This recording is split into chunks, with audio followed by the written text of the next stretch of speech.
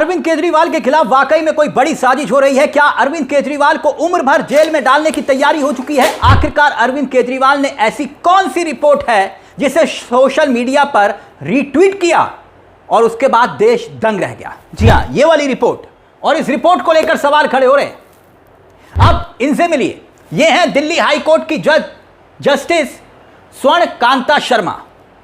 आजकल बहुत सुर्खियों में है मैडम, और इनकी निष्पक्षता को लेकर सवाल खड़े हो रहे हैं।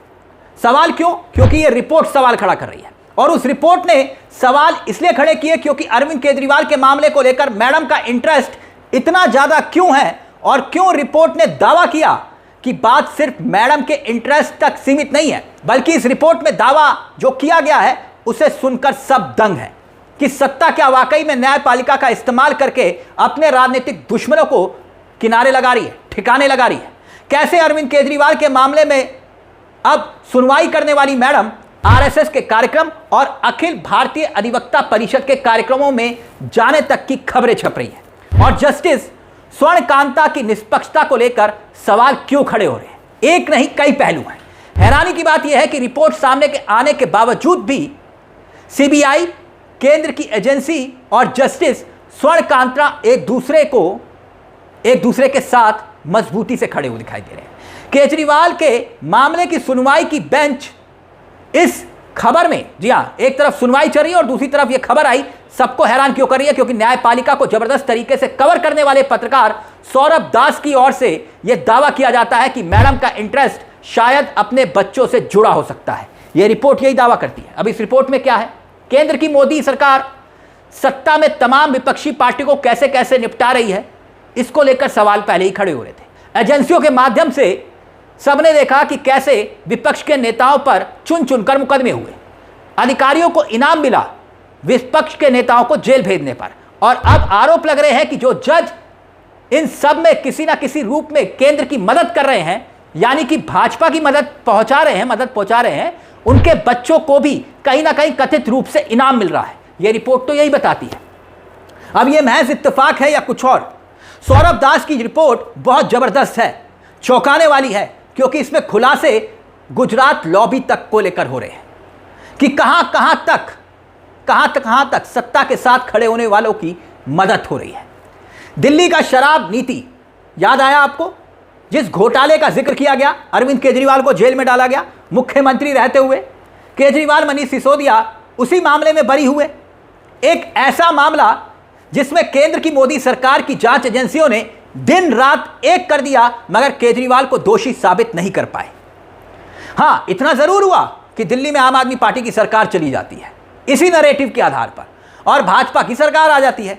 साल 2021-22 आरोप लगे कि पॉलिसी में बदलाव करके निजी शराब कारोबारियों को फायदा पहुंचाया गया। हालांकि 1 रुपए की बरामदगी नहीं हुई। कहां बरामद हुए? और इसी मामले को लेकर अरविंद केजरीवाल, मनीष सिसोदिया के साथ साथ 23 लोगों को आरोपी बनाया गया था, और इसमें से कई लोग महीनों जेल भी रहे। मगर अब हुआ क्या, उसे समझिए। क्यों सवाल खड़े हो रहे हैं? अरविंद केजरीवाल ने आखिरकार इस रिपोर्ट को रीट्वीट क्यों किया है? केजरीवाल के खिलाफ साजिश की बात आ कहां से रही है? सब कुछ एक हफ्ते पहले की खबर आई। जी हां, एक हफ्ते पहले खबर आई कि दिल्ली में ट्रायल कोर्ट ने इस केस से जुड़े 23 लोगों को डिस्चार्ज कर दिया।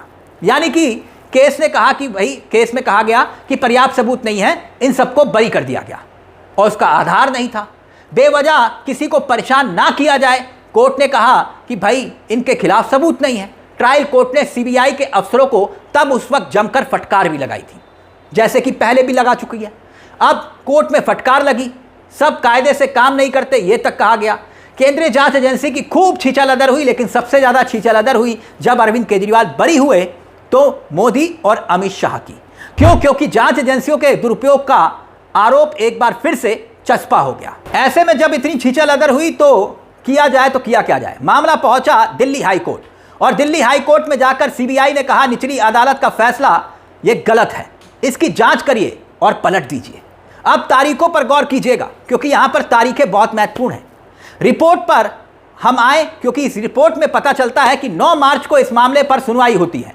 आरोपी पक्ष मौजूद नहीं होते, यानी कि अरविंद केजरीवाल का पक्ष सुनने वाला कोई नहीं, यानी यह पक्ष मौजूद नहीं है, मगर फिर भी कोर्ट ने एक तरफा सुनकर कह दिया कि प्रथम दृष्टया निचली अदालत का फैसला और टिप्पणियां गलत लगती हैं।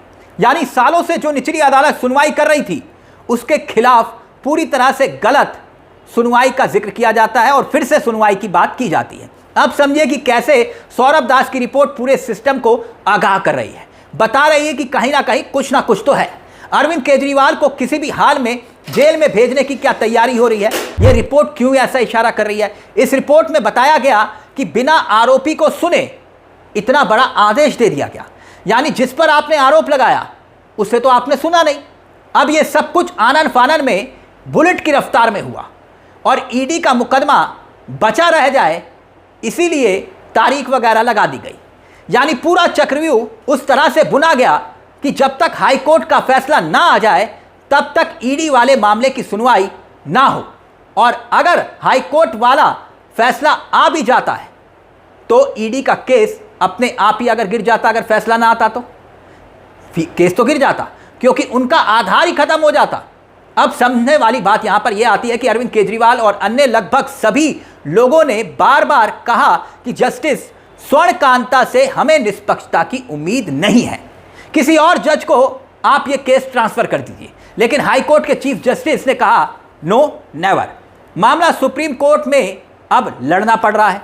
सवाल यह है कि दिल्ली हाई कोर्ट के चीफ जस्टिस को इस मामले में इतनी क्या दिलचस्पी है कि सुनवाई उसी जज से करवानी है जिन पर बड़े बड़े सवाल खड़े हो रहे हैं, यानी कि जस्टिस स्वर्णकांता से।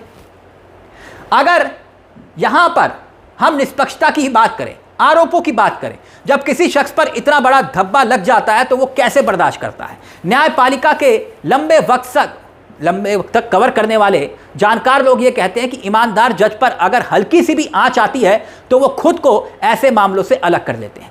लेकिन इस मामले को देखें और समझें तो यहां पर दिलचस्पी कुछ ज्यादा दिखाई देती है। अब क्यों, वो भी समझिएगा इस रिपोर्ट में, क्योंकि एक खुलासा किया गया है। दिल्ली में पूर्व मुख्यमंत्री अरविंद केजरीवाल ने यह तक कहा कि मैडम आरएसएस और एबीवीपी के कार्यक्रमों में शामिल होती हैं, इनके पक्षपात की आशंका है। जज का झुकाव एक विचारधारा की तरफ है। सोचिए क्या इतनी बड़ी बात आने के बावजूद भी मैडम खुद को अब अलग नहीं कर पाती केस से, या अलग नहीं होने दिया जाता तो सवाल खड़े होते हैं। सीबीआई इस मामले में जवाब दे रही है कि सिर्फ सेमिनार में जाना पक्षपात नहीं होता, इसे वैचारिक पक्षपात साबित नहीं होता है। वैसे अच्छा तो यह होता कि सीबीआई खुद आगे आकर यह बात कह देती कि हाँ ठीक है, हमारे पास तो पुख्ता सबूत हैं, जज चाहे कोई भी हो, या मे मैडम हो या कोई और हो, हम अपने सबूतों के आधार पर अपनी बात को रखेंगे।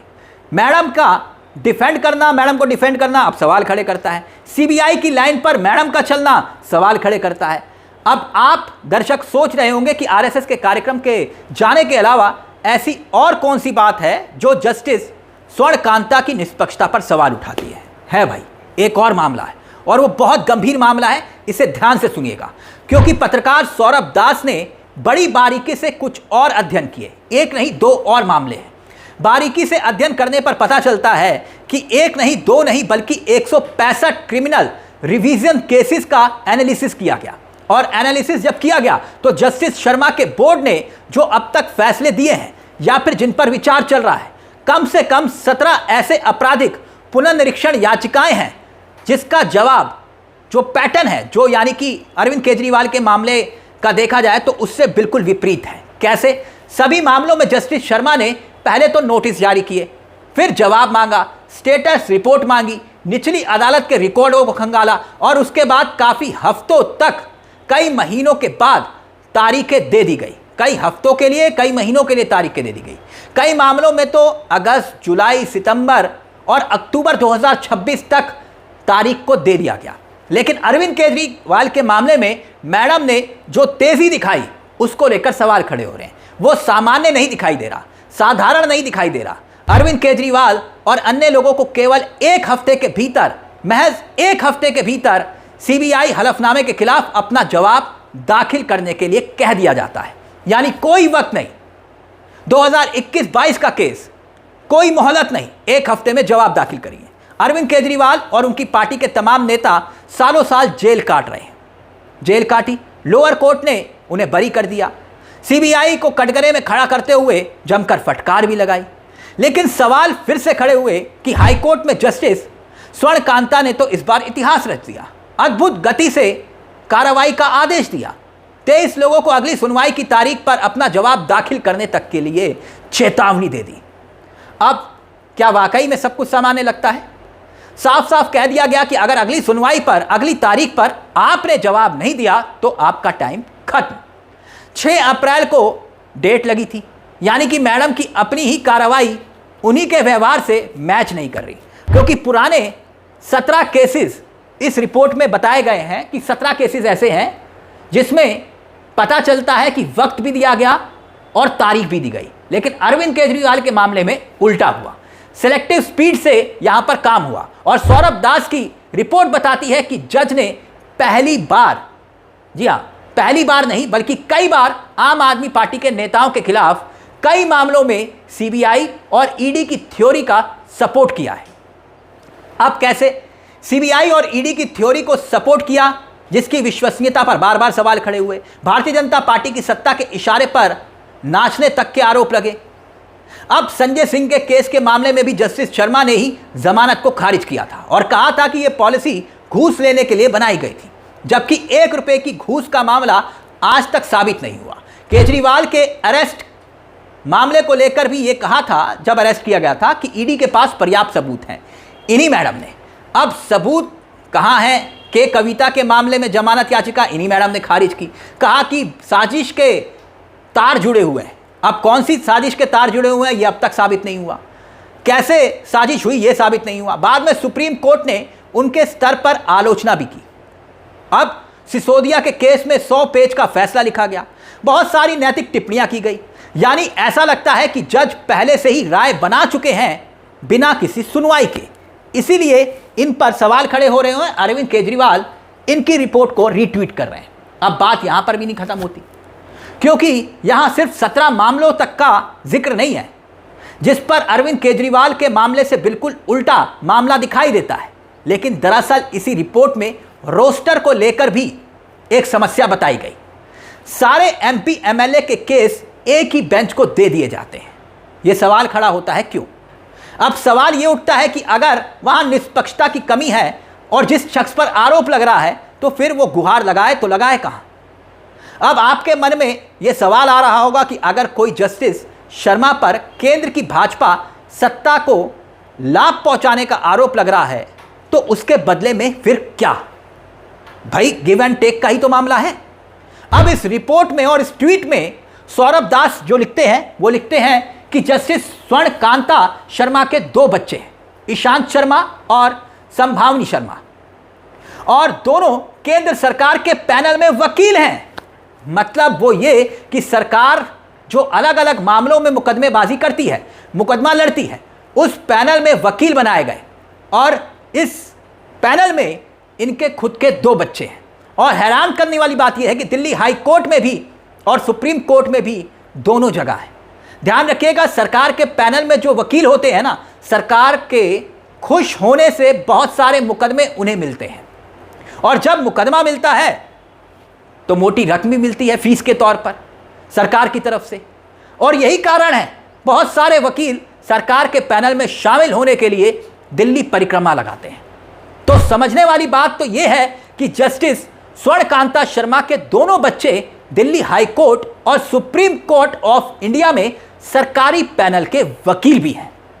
और सबसे चौंकाने वाला दावा इस रिपोर्ट में यह हुआ कि ये दोनों की नियुक्ति एक ही दिन में हुई। हाई कोर्ट पैनल में 11 सितंबर 2025 को दोनों की और सुप्रीम कोर्ट के पैनल में 21 नवंबर 2025 को दोनों की नियुक्ति हुई। सोचिए, दोनों बच्चे और दोनों अलग अलग अदालतें, दोनों की नियुक्ति हाई कोर्ट में बिल्कुल सेम डेट और सुप्रीम कोर्ट में भी बिल्कुल सेम डेट। ईशांत शर्मा को सुप्रीम कोर्ट में ग्रुप ए यानी कि उच्चतम पैनल में जगह मिली है और हाई कोर्ट में सीनियर पैनल में काउंसिल में जो संभावनी है उनको खाली 4 साल का एक्सपीरियंस मात्र होने का भी फायदा मिला, मगर फिर भी सुप्रीम कोर्ट में ग्रुप सी में जगह मिल गई। हाई कोर्ट में गवर्नमेंट लीडर बना दिया गया। बेटा ईशांत शर्मा केंद्रीय आवास मंत्रालय में अधीन दिल्ली विकास प्राधिकरण में कम से कम 24 तक, यानी कि 2024 तक पैनल में थे और उन्होंने 2021 से लेकर 24 के अंत तक दिल्ली राज्य विधिका सेवा प्राधिकरण के एक पैनल में भी कार्यभार संभाला। यानी ये तमाम सबूतों के आधार पर सौरभ दास ने पूरी रिपोर्ट को रखा। अब सवाल यह कि आखिरकार अरविंद केजरीवाल जब आरोप नहीं लगा रहे, सबूतों के साथ बात रख रहे हैं, कह रहे हैं कि भैया हमें इन जस्टिस से न्याय की उम्मीद नहीं है, तो फिर इन्हीं जस्टिस को ही क्यों मामला दिया जा रहा है? खैर, संदेह बड़ा होता है। अब इस पूरी रिपोर्ट को लेकर आपकी क्या राय है? क्या अरविंद केजरीवाल जो संदेह जता रहे हैं अरविंद केजरीवाल, क्या उसमें गिव एंड टेक का मामला दिखाई देता है? अपनी राय हमें कमेंट बॉक्स में जरूर दीजिएगा। मुझे तिलक चावला को दीजिए इजाजत। एक छोटी सी दरख्वास्त, चैनल को सब्सक्राइब जरूर कर लीजिएगा। ये मंच आप ही का है जहां हम सिर्फ खबर नहीं दिखाते बल्कि खबर के पीछे की खबर भी बताते हैं। नमस्कार, जय हिंद, जय भारत।